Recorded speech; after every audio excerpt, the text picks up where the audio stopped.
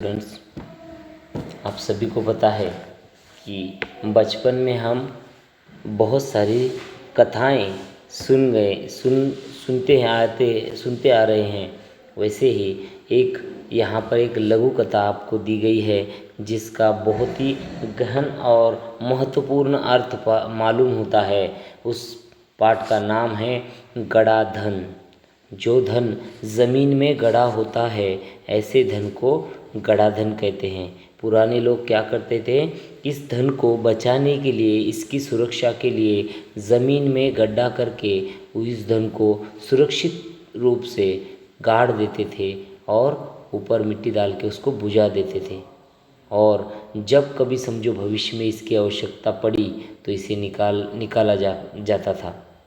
ऐसे ही गड़ा धन, यह पहले पुरानी बातों में से अब तक हम इसको सुनते आ रहे हैं। तो गड़ा धन होता क्या है? इस तरह से मटकियों में अपना धन जो है, मटकियां है, बड़ी बड़ी गगरियां होती है, वो भरकर, कलसियां भरकर, इसमें धन भरकर यह धन छुपाया जाता है। ज़मीन में, दीवार में, पेड़ के नीचे, छत के अंदर, ऐसे जगह जगह पे पुराने लोग इस धन को छुपा देते थे। इसे कहते हैं गड़ा धन। तो आइए इसी गड़ा धन के बारे में हम एक छोटी सी लघु कथा हम पढ़ेंगे। तो यह स्टार्ट करते हैं। गड़ा धन। सुंदरपुर गांव, एक गांव था जिसका नाम था सुंदरपुर, और वहाँ पे एक रामदीन नाम का किसान रहता था। उस रामदीन नाम के किसान को 4 बेटे थे। रामदीन बहुत ही मेहनती था, बहुत ही परिश्रमी, बहुत मेहनत करने वाला। पर न जाने क्या हुआ, उसका एक भी गुण उसके बेटों के अंदर नहीं आया और चारों बेटे एकदम आलसी बन गए थे। रामदीन तो बहुत परिश्रमी था, वो तो बहुत मेहनत करता, पर उसके चारों बेटे यहाँ वहाँ घूमते, इधर उधर गप्पे मारते, रामदीन की तरफ एक भी ध्यान नहीं देता। रामदीन उनके अल्हड़पन से बहुत परेशान था। उनकी जो रवैया था उनसे बहुत परेशान था। उसने हमेशा अपने बेटे के भविष्य की चिंता सताई करती थी। वो हमेशा अपने बेटों को समझाया करता, पर बेटे उसकी एक बात न मानते। वह दिन रात यही सोचता कि अपने बेटों का पेट वे खुद कैसे पालेंगे, उन्हें किस तरह से समझ में आएगा कि इतना ऐसा घूमना फिरना अच्छी बात नहीं है, कुछ काम धंधा करने से हमारे पेट पालने की कुछ सुविधा करनी चाहिए। ये उन्हें क्यों नहीं समझता। इसी चिंता में दिन रात रामदीन सोचा करता था। यही चिंता उसे सताया करती थी। वह दिन रात सोचा करता कि बेटे अपना पेट कैसे पालेंगे। एक रात वह इन्हीं विचारों के साथ खोया हुआ था। तभी उसकी पत्नी उसके पास आई और कहने लगी, अजी क्या हुआ? तब रामदीन ने उसे सारी हकीकत बताई। रामदीन ने कहा, अपने बेटे तो कुछ काम भी नहीं करते, तो आगे चल के इनका गुजारा कैसा होगा? वह सोच में मैं परेशान हूँ। फिर एकाएक उसकी नज़र उछल पड़ी और अगले ही दिन उसकी बीवी ने उसे एक उपाय सुझाया। उपाय सुनकर वह सोचता रह गया। उसकी आंखें खिल उठी और अगली सुबह रामदीन ने अपने चारों बेटों को बुलाया और कहा, मैं और तुम्हारी माँ अब बूढ़े हो गए हैं। हम दूर तीर्थ यात्रा जा रहे हैं। मैंने खेत में धन गाड़ कर छिपा रखा है। यदि कोई ज़रूरत पड़े तो उसे निकाल कर उपयोग कर लेना।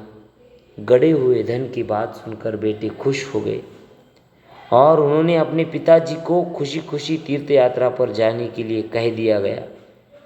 वे तो मन ही मन बहुत खुश थे। देखो, रामदीन ने जब उपाय सुझाया उसकी बीवी ने, तो रामदीन ने सोचा कि हम तीर्थ यात्रा चलेंगे। उसने सवेरे चारों बेटों को बुलाया और कहा कि अब हम बूढ़े हो चुके हैं, हम दूर तीर्थ यात्रा जा रहे हैं और मैंने खेत में कुछ धन छुपा कर रखा है। उस धन को अगर ज़रूरत पड़ी तो उसे निकाल लेना। अब हम तीर्थ यात्रा जाने के लिए तैयार है। और उन बेटों ने भी यह बात सुनी कि खेत में गड़ा हुआ धन है, और यह सुनकर चारों बेटों ने हंसी खुशी अपने माता पिता को तीर्थ यात्रा पर जाने के लिए कह दिया।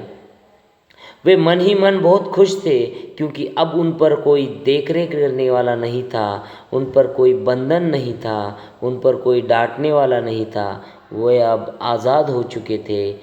इस दिन रामदीन ने जाने के बाद कुछ दिनों बाद तक सब कुछ सामान्य चलता रहा, क्योंकि रामदीन ने घर में सारा सामान पहले ही ला के रखा था। जैसे जैसे सामान समाप्त हो रहा था, वैसे वैसे उन लोगों में थोड़े थोड़े कष्ट भरे दिन आने लगे थे। पास का सारा धन और घर का धान्य समाप्त होने लगा था। अब चारों भाई की चिंता सता रही थी। उन्हें अपने पिताजी की कही बात याद आ गई कि उन्होंने कहा था, अगर ज़रूरत पड़ने पर खेत से गड़ा हुआ धन निकाल लेना। उन्होंने रात के समय खेत खोदने का काम आरंभ किया। वे दो तीन रातें खेत को खोदते रहे, पर कहीं भी उन्हें गड़ा हुआ धन नहीं मिल पाया। उन चारों को लगा कि खेत में पिताजी ने गड़ा हुआ धन रखा है, और अब उसकी आवश्यकता आ पड़ी है कि उसे बाहर निकाला जाए। वे चारों रात के अंधेरे में खेत की तरफ गए और खेत खोदने लगे। उन्होंने खेत को खोदना शुरू कर दिया। बहुत खोदा, 2-3 रातों तक वो खेत खोदते रहे। आरंभ किया और वो खोदते रहे, पर उन्हें कहीं भी गड़ा हुआ धन नहीं मिला। रात भर के परिश्रम से वे बहुत थक गए थे। जब सुबह निराश और हताश होकर वापस लौट रहे थे, तब सुबह सुबह उन्हें तभी रामदीन के परम मित्र हरिनाथ ये मिल गए, और उन्होंने उन्हें कहा, अरे बेटो, तुम कहाँ जा रहे थे? तुम कहाँ गए थे? फिर वो चारों लड़कों ने अपने पिताजी की कही बात उनके सामने रख दी। तब हरिनाथ ने उन्हें पूछा, तुम सब थके हुए हो? कारण जानने के लिए हरिनाथ ने ये बात पूछी थी। चारों ने यह कह दिया कि इस तरह से खेत में गड़ा हुआ धन हमें नहीं मिला। तब रामदीन ने उन्हें कहा कि देखो, अब तुम लोगों ने तो खेत खोद ही लिया है, अब उसमें बीज बो दो। चारों भाई के उदास चेहरे पर खुशी की लहर दौड़ उठी, क्योंकि उन्होंने हरिनाथ नी से कहे अनुसार उन्होंने खेत में बीज बोई का काम शुरू कर दिया। खेत में नन्हे नन्हे अंकुर निकल आए। कुछ दिन बाद वह चारों के मन में उत्साह जाग गया। वे निराई गुड़ाई करने लगे। फसल बहुत अच्छी हुई। हरिनाथ काका को धन्यवाद देकर वे फसल को बाजार में बेचने के लिए ले जाने की तैयारी में जुट गए। उसी समय तीर्थ यात्रा से रामदीन और उसकी पत्नी लौट आए। जैसे ही माता पिता लौट आए, देखा चारों बेटों ने अपने पिताजी और माताजी का आशीर्वाद लिया। आशीर्वाद लेकर उन्होंने उन चारों रामदीन और उसकी बीवी यानी उसकी माँ, उन चारों ने उनके चरण स्पर्श किए और कहा। गाड़ी में लदे अनाज के बोरे देखकर रामदीन ने कहा, क्यों बेटो, अभी आपको समझ में आया गड़ा धन का राज?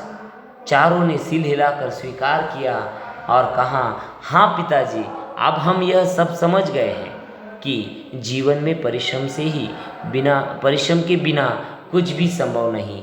जो कुछ मिलता है परिश्रम से ही मिलता है, परिश्रम से ही धन कमाया जा सकता है। यह सीख इस पाठ से आपके सामने रखी गई है। इसे अच्छे से समझ लिया। आशा करता हूँ आपको ये गड़ा धन, यह कथा बहुत ही अच्छे से समझ में आई होगी। आज के लिए इतना ही। धन्यवाद।